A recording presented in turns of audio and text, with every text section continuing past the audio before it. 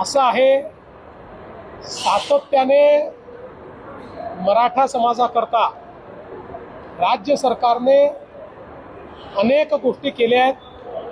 यामध्ये सारखी संस्था तयार करून आपले अनेक मराठा तरुण IAS, IPS, MPSC स्पर्धा परीक्षांमध्ये आज त्या ठिकाणी उत्तम यश संपादन करतायत।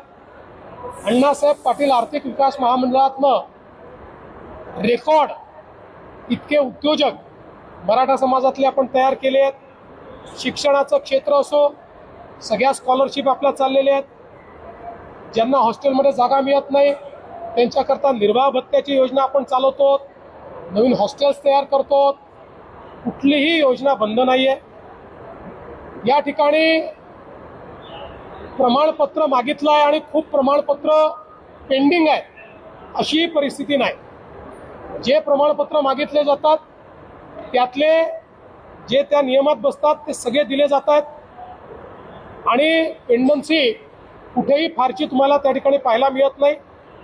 आता याची जी काही व्हॅलिडिटीची प्रोसेस आहे, ही प्रोसेस सर्वोच्च न्यायालयाच्या निर्णयानुसार केली जाते। त्याची कमिटीही सर्वोच्च न्यायालयाने तयार केली आहे, त्याचे निकषही सर्वोच्च न्यायालयाने तयार केली आहे। त्या समितीला पूर्ण स्वायत्तता सर्वोच्च न्यायालयाने दिली आहे। ते काही राज्य सरकार त्याच्यामध्ये हस्तक्षेप करू शकत नाही।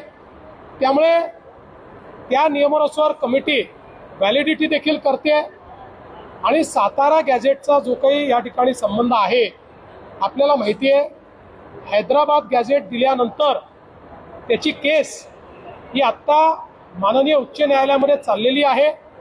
अजून त्या केसचा निकाल लागलेला नाही।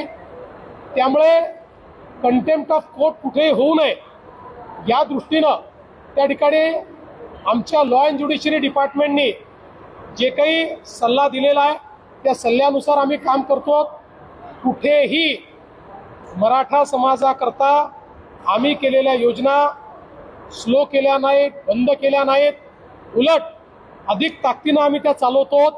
आणि जेवढं मराठा समाजाकरता मुख्यमंत्री म्हणून मी आणि एकनाथराव शिंदेजींनी केलं, मला वाटत नाही की महाराष्ट्राच्या इतिहासात कुठल्याच सरकारमध्ये झालेलं आहे।